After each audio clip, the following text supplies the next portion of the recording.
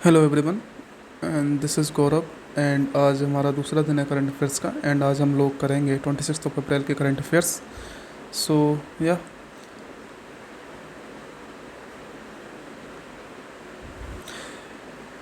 These are my marks in different exam last year. GA के marks हैं ये सारे, जैसे IBPS PO के मार्क्स हैं out of 40। This is out of 50, this is out of 50, 50, 40, 50। या दीज आर माई मार्क्स, आप देख सकते हैं इधर। IBPS PO में मेरे टोटल मार्क्स थे 103.50, SBI JA में 94.50। या दैट्स इट, लेट्स स्टार्ट। तो आज मैंने थोड़ा डिफरेंट किया है। क्वेश्चन आंसर्स भी हैं लेकिन वो आगे हैं। पहले PDF टाइप में मैंने न्यूज़ रखी है जो हम करेंगे like this. Then after that question answers भी हैं, ये देखिए इधर क्वेश्चन आंसर्स भी हैं। सो या let's start. So first news है कि ये हर साल क्या कहते हैं, मिनिस्ट्री ऑफ हेल्थ अफेयर्स इसको रिलीज़ करती है, नेशनल हेल्थ अकाउंट एस्टीमेट्स को। इस साल भी इन्होंने रिलीज़ करा है। 2019-20 का डाटा इन्होंने दिया है। तो इस डाटा में कुछ चीज़ें उन्होंने बताई हैं। जैसे फर्स्ट बताइए कि share of out of pocket expenditure.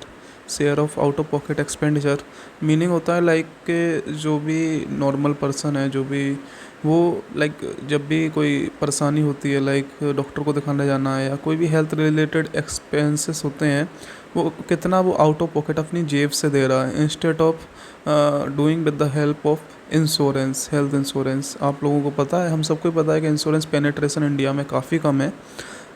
Life insurance की थोड़ी ज़्यादा है, बाकी हेल्थ इंश्योरेंस की तो उससे भी कम है, लेकिन अभी धीरे धीरे बढ़ रही है। और वो बात यहाँ से क्लियर होती है क्योंकि जो आउट ऑफ पॉकेट एक्सपेंडिचर है वो out of total health expenditure वो लगभग 62% रहा करता था 2014-15 में, लेकिन वो घट कर अब 47.1% हो गया है क्योंकि लोग अब इंश्योरेंस करा रहे हैं, हेल्थ इंश्योरेंस। एंड हम सबको पता है कि आयुष्मान भारत जो स्कीम चलती है उसकी वजह से भी बहुत डिफरेंस आ रहा है। जो 5 लाख रुपए तक पर फैमिली कवर करती है, उसकी वजह से भी काफ़ी डिफरेंस आ रहा है चीज़ों में। तो हम लोग यहाँ देख सकते हैं कि जो 2014-15 में डाटा 62.6% था, वो अब डिक्लाइन होकर 47.1% हो गया आउट ऑफ पॉकेट एक्सपेंडिचर। अगर हम टोटल GDP की बात करें, कंट्री की, इंडिया की टोटल GDP की बात करें, उसके पर्सपेक्टिव में अगर हम गवर्नमेंट का हेल्थ एक्सपेंडिचर देखें कि टोटल GDP में से कितने परसेंट गवर्नमेंट हेल्थ पे एक्सपेंड करती है, तो 2014-15 में जो ये 1.13% करती थी, वो अब 2019-20 में इंक्रीज होकर 1.35% हो गया है। ठीक है। और अगर हम बात करें कि out of total health expenditure जितना भी खर्चा होता है हेल्थ में, उसमें से गवर्नमेंट का शेयर कितना रहता है, लाइक टोटल हेल्थ एक्सपेंडिचर जो भी होता है एक फिस्कल ईयर में, उसमें से गवर्नमेंट का शेयर कितना होता है, like with the help of these insurance schemes और जो भी सब्सिडी वगैरह कुछ भी आप मान लीजिए, उससे सब मिलाकर अगर देखें हम, तो ये 2014-15 में 29% होता था, वो अब इंक्रीज होकर 41.4% हो गया है। और per capita government spending on health care double, ये डबल हो चुकी है पर कैपिटा। मतलब हर पर्सन पे जो गवर्नमेंट पहले हेल्थ केयर पे स्पेंड करता था, अब वो डबल हो गई है क्योंकि आपको पता है कि आयुष्मान भारत स्कीम आ चुकी है, इंश्योरेंस स्कीम। उसकी वजह से भी काफ़ी ज़्यादा इफेक्ट पड़ा है, काफ़ी ज़्यादा स्पेंडिंग हो रही गवर्नमेंट की, तो अब डबल्स हो चुकी है। ये इंपॉर्टेंट है, पूछ सकते हैं वो। नेक्स्ट, ये report ministry of health and family affairs ने रिलीज़ करी थी, लेकिन इसको लॉन्च किया था वो क्या था, डॉक्टर विनोद के पॉल ने, जो कि नीति आयोग के मेंबर हैं। नीति आयोग 2015 में स्टार्ट हुआ था।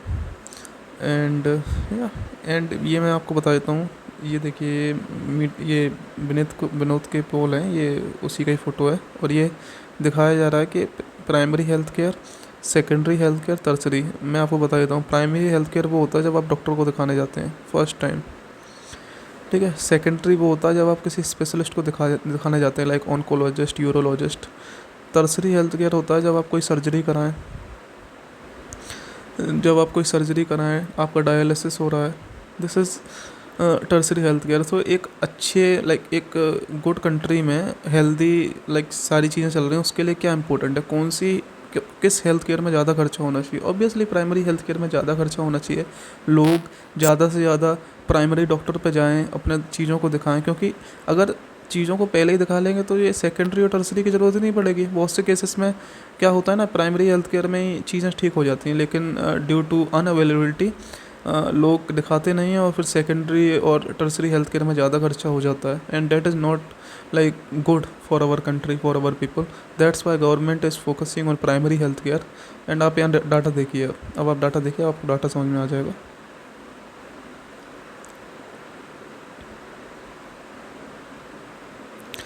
डाटा देखिए, प्राइमरी हेल्थ केयर में अगर हम देखें ये 43.1% एंड 37.2% अभी हो रहा है।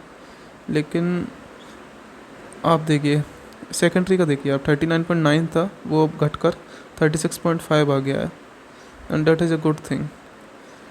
लेकिन टर्सरी का आप देखेंगे तो वो इंक्रीज हो रहा है, और that is not a good thing. Okay, so yeah next. So PM अभी अभी दमन एंड दीव गए थे। वहाँ पर दमन में उन्होंने एक नमोपथ को स्टार्ट किया है, एक देवका सी फ्रंट को स्टार्ट किया है। देवका सी फ्रंट क्या है, ये 5.45 किलोमीटर लंबा एक सी फ्रंट है। ये इसको बोलते हैं कोस्टल प्रोमेनेड।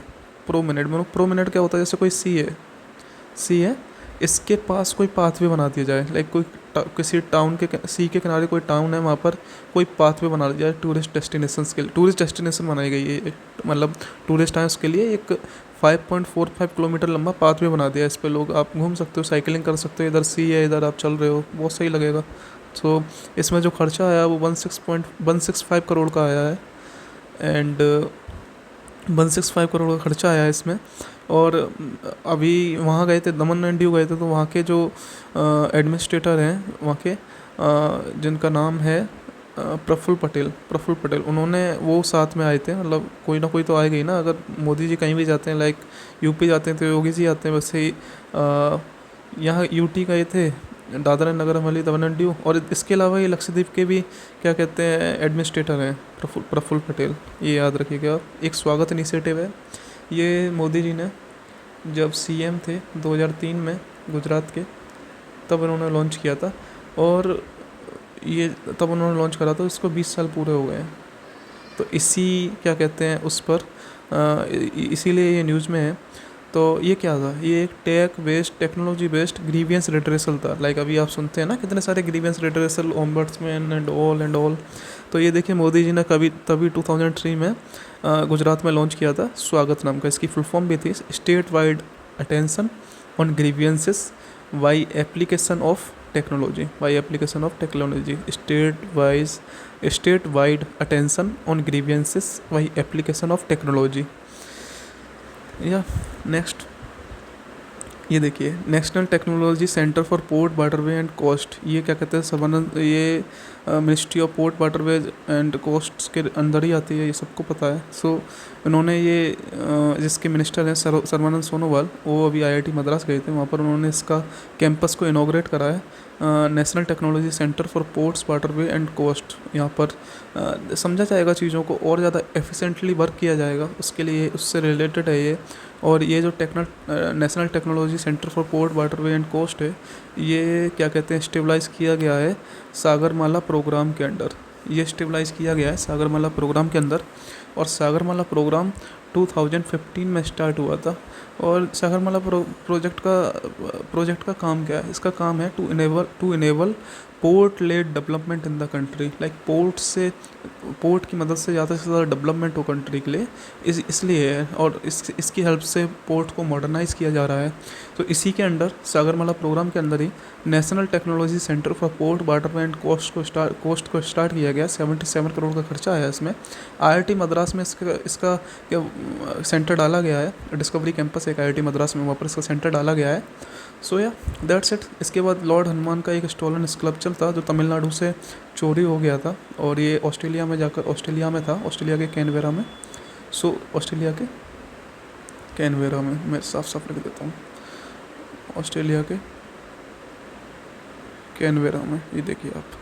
सो वहाँ से ये वापस आया है। एक्चुअली ये जो लॉर्ड हनुमान का, ये देखिए आप फोटो में देख सकते हैं, ये चोला पीरियड के टाइम का था। 14th-15th सेंचुरी में चोला पीरियड के टाइम का ये क्या कहते हैं स्कल्पचर था, सो इसको क्या कहते हैं, इसको रिट्रीव कर लिया गया है इंडिया की तरफ से, और इसको जहाँ से लिया गया था ना, जहाँ से ये चोरी हुआ था, वहीं इसको वापस किया गया है। ये आइडल विंग तमिलनाडु को वापस दे दिया गया है। एंड अब ये कैसे पता कि ये इंडिया के ही पास था? ये ऐसे पता है क्योंकि 1961 में एक डॉक्यूमेंटेड मतलब एक डॉक्यूमेंट वो हुआ था, जो कि कराया गया था फ्रेंच इंस्टीट्यूट ऑफ पौंडीचेरी के द्वारा। उसमें इसका जिक्र था, ये लॉर्ड हनुमान के स्कल्पचर का। दैट्स वाई वी नो कि this is from India and this is from the particular place of Tamil Nadu. So that's why. एक विष्णु टेम्पल था, ये देखिए आप, विष्णु टेम्पल से ये चुराया गया था, जो कि अरियलूर डिस्ट्रिक्ट में था। सो या इसको वापस लाया गया। चोला पीरियड से रिलेटेड है, ये बहुत इंपॉर्टेंट है, पूछ सकते हैं, चांसेस आर हाई।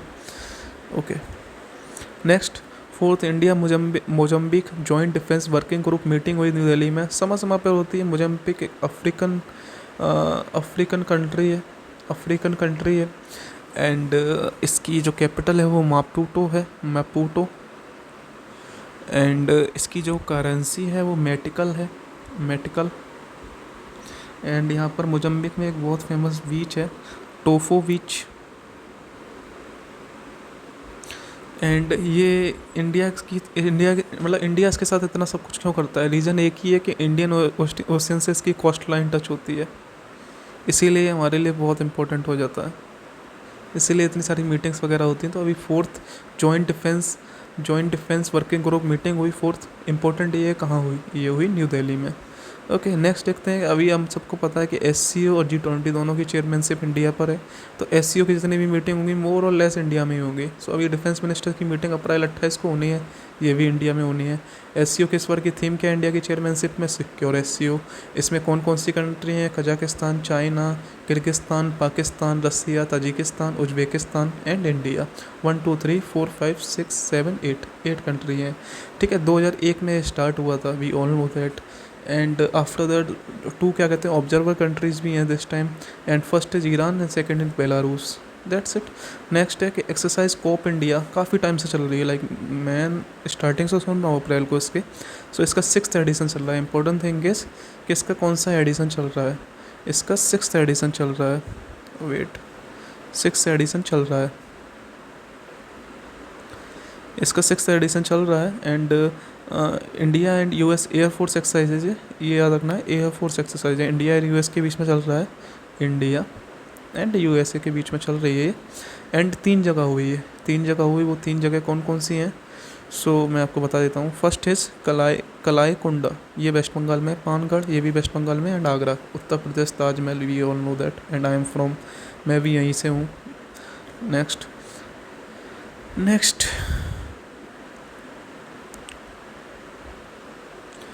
जैसा कि सबको पता है G20 में डिफरेंट मीटिंग्स हो रही हैं। सो अब बारी है 3rd education working group meeting की। First education working group meeting I think फरवरी में हुई थी, वो हुई थी चेन्नई में।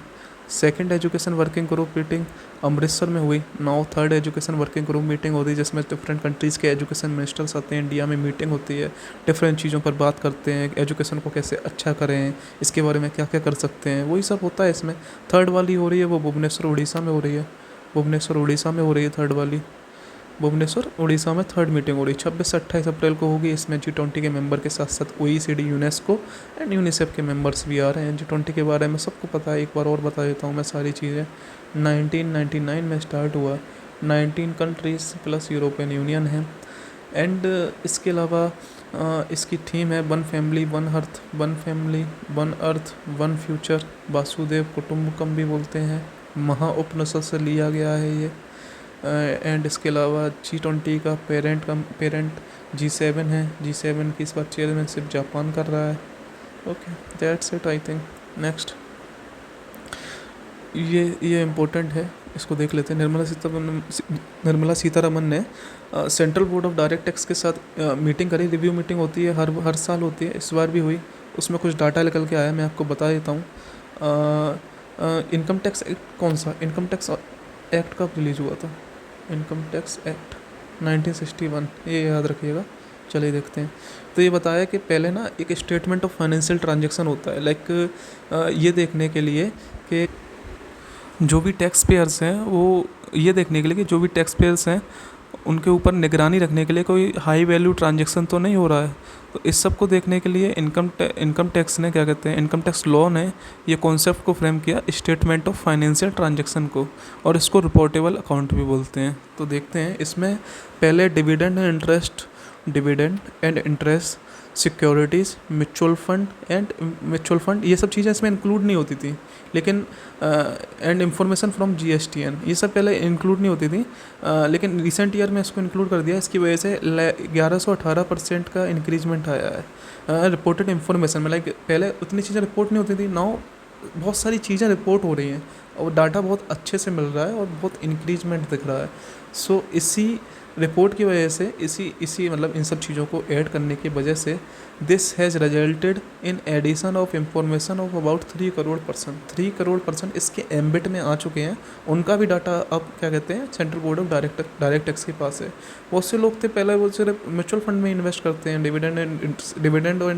डिविडेंड आप लोगों को पता है ना, जैसे कोई भी जैसे आपने मान लीजिए किसी कंपनी के 1000 शेयर लिए, ठीक है, उससे आपको और कंपनी को लगभग प्रॉफिट हुआ मान लीजिए 1000 करोड़ का, ठीक है। अब उन्होंने जितना भी एक्सपेंसेस थे अपना था सब लेख लिया, उसके बाद जो भी प्रॉफिट बचा, लाइक 100 करोड़ का बचा एक्स्ट्रा, अब वो खुद से नहीं रख सकते ना, क्योंकि उनके पास इक्विटी शेयर्स उनके पास नहीं ना, सब जितने भी शेयर होल्डर हैं, लाइक आपके पास भी अगर 1000 शेयर है तो आप भी तो एक इक्विटी शेयर होल्डर हुए, तो आपको भी तो उसका पैसा मिलेगा। जो भी पैसा इधर से मिलता है, जितना भी पर शेयर पैसा मिलता है, उसको डिविडेंड बोलते हैं।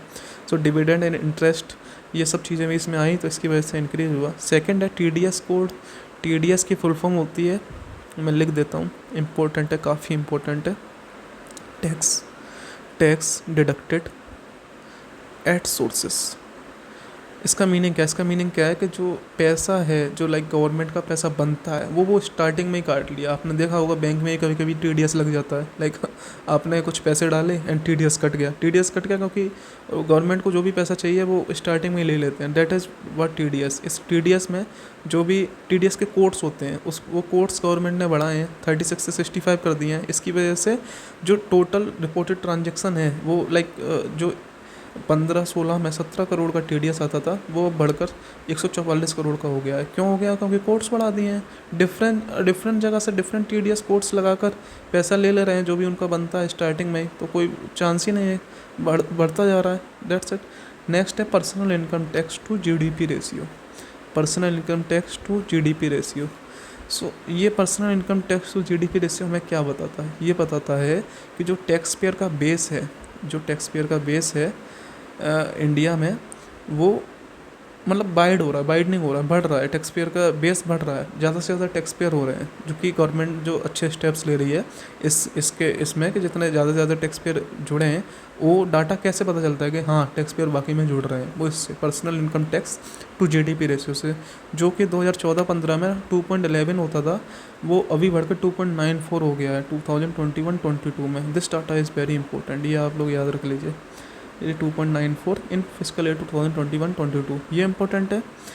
एंड इसके अलावा इसमें ये इम्पोर्टेंट है, 65 कर दिए हैं TDS कोड्स। TDS की फुल फॉर्म इम्पोर्टेंट है इसमें, ये सब इम्पोर्टेंट नहीं है बाकी, ठीक है। नेक्स्ट, एक अभी क्या कहते हैं, प्रगति मैदान न्यू दिल्ली में एक मीटिंग हुई, एक समिट हुई, एडवांटेज हेल्थ केयर इंडिया, इसका नाम था एडवांटेज हेल्थ केयर इंडिया।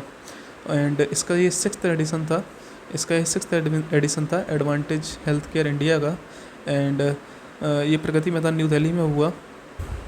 इसको ऑर्गेनाइज कराया ministry of health and family welfare ने, government of India, ministry of health and family welfare in association with FICCI. And FICCI start हुई थी 1927 में। So FICCI और ministry of health and family welfare ने मिलकर ये advantage health care India programme को organise कराया, जिसका ये 6th एडिशन था और ये न्यू दिल्ली में हुआ था। इम्पोर्टेंट है 6th edition and New Delhi, Pragati Maidan New Delhi. And effect की और ministry of health and family welfare ने कराया। एंड इसको G20 के थीम के साथ मर्ज कर दिया गया। G20 की प्रेसिडेंसी इंडिया के पास है, हम सबको पता है। तो को branded the 6th edition of one earth one health advantage health care India. तो G20 की जो थीम है one earth one health one family one future, उसी से लेकर इसे थीम को इंक्लूड करके बना दिया गया है। एंड इसके अलावा power grid corporation of India limited, जो कि एक महारत्ना कंपनी है, उसने अवार्ड जीता है global gold award for corporate social responsibility work. Global gold award एक कैटेगरी में दिया जाता है, जिसका कॉरपोरेट सोशल रिस्पॉन्सिबिलिटी भी एक कैटेगरी में ग्लोबल गोल्ड अवार्ड दिया जाता है। वो इस बार power grid corporation of India limited को दिया गया है। और ये अवार्ड ग्लोबल गोल्ड अवार्ड दिया किस ऑर्गेनाइजेशन ने? This is given by the green organisation. और ये अवार्ड कहाँ दिए गए? ये ग्रीन वर्ल्ड अवार्ड 2023 हो रहे थे मायामी यूएसए में। वहाँ पर PGCIL को, power grid corporation of India limited को कॉर्पोरेट सोशल रिस्पॉन्सिबिलिटी के अंडर अवार्ड मिला है। That's it. नेक्स्ट देखते हैं, अब हम थोड़े क्वेश्चंस कर लेते हैं। ओके, सो प्रकाश सिंह बादल जो कि अभी क्या कहते हैं 2 दिन पहले उनकी मृत्यु हो गई। सो हमें बताना है कि वो इसी वजह से उनको ऑनर करने के लिए इनमें से किस स्टेट ने पब्लिक हॉलीडे डिक्लेयर करा है। ऑब्वियसली पंजाब से तो पंजाब ही करेगा। इम्पोर्टेंट थिंग इज़ हियर कि मल्टीपल टाइम CM रहे, कितनी बार रहे, that is important. 5 times Punjab के चीफ मिनिस्टर रह चुके हैं। 70 से 71, 77 से 80, 97 से 2002, 2007 से 17 के बीच में 2 टर्म है, 2007 से 12, 12 से 17। एंड यंगेस्ट CM थे और लार्जेस्ट टाइम भी इनने सर्व करा। 17 साल तक ये CM रहे टोटल। 5 टर्म रहे, 17 साल, ये मैंने लिख दिया इधर, देख लीजिएगा आप। नेक्स्ट है कि तारक फतेह, आप लोगों ने भी इनका नाम सुना ही होगा। और ये कहीं के कनाडा में थे, तो ये कहीं के वही क्वेश्चन है, लेकिन कनाडा में रहते थे। इनको सन ऑफ हिंदुस्तान भी बोला जाता था, क्योंकि ये इंडिया के फेवर में बहुत रहते थे। आपने इनके डिबेट वगैरह देखी होगी। इंडिया में इनको लोग भी काफ़ी मानते थे। सो ये बताना हमें ये कहाँ से, कहाँ पे बोर्न थे। ये पाकिस्तान से थे, Pakistan born, Canada based author Tarek Fatah passed away 73 के एज में ये पास्ट अवे हो गए। प्रोलॉन्ग इलनेस थी इन्हें, उसी की वजह से। एक हैरी बेलाफोंटे, ये एक सिंगर थे, काफ़ी फेमस सिंगर थे। सो हमें बताना है कि ये 96 की एज पे पास्ट अवे हो गए। सो बताना है कि ये किस कंट्री से थे। ये USA से थे। Jamaican American. इनके बहुत ही फेमस 2 सॉन्ग हैं। One is banana boat and second is Jamaican farewell. ये दोनों इन्हीं ने गाए थे। सो नाम याद रखिए हैरी बेलाफोंटे, कंट्री याद रखिए USA, एंड सॉन्ग के नेम भी याद रखिए banana boat and Jamaican farewell. Next, अभी ओला मोबिलिटी इंस्टीट्यूट ने ईज़ ऑफ मूविंग इंडेक्स निकाला है। इसका ये 2nd एडिशन है। ईज़ ऑफ मूविंग इंडेक्स का 2nd एडिशन ओला मोबिलिटी इंडेक्स ने निकाला। तो इसमें क्वेश्चन है कि which is India's most public transit friendly mega city. So mega city total उन्होंने 40 सिटी पे करा सर्वे, जिसमें से 9 सिटीज़ को इन्होंने मेगा सिटी बताया। 9 सिटी को इन्होंने मेगा सिटी बताया। उन 9 सिटी में बताना है कि सबसे ज़्यादा पब्लिक फ्रेंडली मेगा सिटी कौन सी थी। सो वो थी पुणे एंड पिंपरी चिंचवाड़। पुणे और पिंपरी चिंचवाड़ को उन्होंने बोला कि ये सबसे ज़्यादा पब्लिक फ्रेंडली मेगा सिटी है। 2nd पे कौन था? मुंबई। 3rd पे कौन है? हैदराबाद। 4th पे बेंगलुरु। 5th पे Surat and so on. Pune Pimpri Chinchwad ने टॉप किया मेगा सिटी की कैटेगरी में। कितनी मेगा सिटीज़ थी? 9। एंड इसके अलावा इधर देख लेते हैं, टोटल सिटी 40 थी, ठीक है ना। और मेगा सिटी का 9 को टैग दिया गया। मेगा सिटी का मतलब है पॉपुलेशन अबव 40 lakhs। एंड 8 पर इन बूमिंग कैटेगरी मतलब 20 से 40 lakh population. 12 in rising category 10 से 20 lakh population. 11 in promising category less than 10 lakh. और अगर हम बात करें इसकी बूमिंग कैटेगरी में, तो इसमें इंदौर ने टॉप करा। बात करें अगर हम राइजिंग कैटेगरी की, यहाँ देखिए यहाँ लिखा है राइजिंग कैटेगरी में कोयम्बटूर ने टॉप करा। एंड बात करें प्रॉमिसिंग सिटीज़ की, तो इसमें शिमला ने टॉप करा। और 9 पैरामीटर्स पे रिपोर्ट बनाएगी, जिसमें ये सब पैरामीटर्स इंपॉर्टेंट नहीं है, लेकिन एक बार पढ़ लीजिए। Impetus for active and shared mobility, seamless mobility towards vision zero, mobility for all, affordable mobility, efficient and reliable mobility, clean mobility, future mobility and investment in city. So this is it. Next, इनमें से कौन सी company है जिसने officially launch करी India की smallest electric car? India की smallest electric car ये है 7.58 लाख इसका एक्स शोरूम प्राइस है। सो ये बताना है किस कंपनी ने लॉन्च करी इंडिया की smallest electric car. This is M G Comet, जो कि एम जी मोटर्स के इलेक्ट्रिक कंपनी है। एम जी मोटर्स जो कि एक यूके की कंपनी है, लंदन में इसका हेडक्वार्टर है। डेट्स इट, इतना ही याद करना है इसमें। नेक्स्ट है कि इसमें से कौन सी बैंक है जिसने अनाउंस किया है कि वो फंड रेजिंग कर रही है 10,100 करोड़ की, जिसमें से 8,000 फॉलो ऑन पब्लिक ऑफरिंग से करेगी और 2100 एडिशनल टीयर 1 बॉन्ड से करेगी। इनमें से कौन सी कंट्री है, इनमें से कौन सी बैंक है? So this is union bank of India, जो 8,000 एमपीओ से और 2100 करोड़ 81 बॉन्ड से करेगी। 10,100 करोड़ का फंड रेजिंग कर रही है। So this answer is union bank of India. Next है कि इनमें से कौन सी स्टेट में ये माना विलेज है? इनमें से कौन सी स्टेट में ये माना विलेज है जिसको क्या कहते हैं डिक्लेयर किया गया फर्स्ट इंडियन विलेज? किसने डिक्लेयर कराया फर्स्ट इंडियन विलेज? ब्रू ने, बॉर्डर रोड ऑर्गेनाइजेशन ने डिक्लेयर करा है फर्स्ट इंडियन विलेज। सो हमें बताना है ये माना विलेज जो है जी, देखिए फर्स्ट इंडियन विलेज माना, तो ये माना विलेज है किस क्या कहते हैं स्टेट में? This is in Uttarakhand.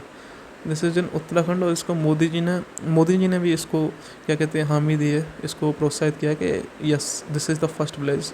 सो ये हिमालयाज़ में लोकेटेड है। माना जो है वो चाइना से बॉर्डर शेयर करता है, और इसको पहले लास्ट विलेज बोलते थे, लाइक लास्ट विलेज, क्योंकि चाइना से बॉर्डर शेयर करता था, लास्ट में था एकदम। बट देखिए positivity is something like this, इसको फर्स्ट विलेज बोला जा रहा है। So this is first Indian village, not last Indian village. तो माना स्टेट इंपॉर्टेंट है, उत्तराखंड में है। या दैट्स इट, आई थिंक सारे क्वेश्चंस हो चुके हैं। एंड अगर वीडियो अच्छा लगा हो तो लाइक कीजिए, शेयर कीजिए, सब्सक्राइब कीजिए, and please comment also. Motivation मिलेगा तो और बनाएंगे। Okay, bye, Tata.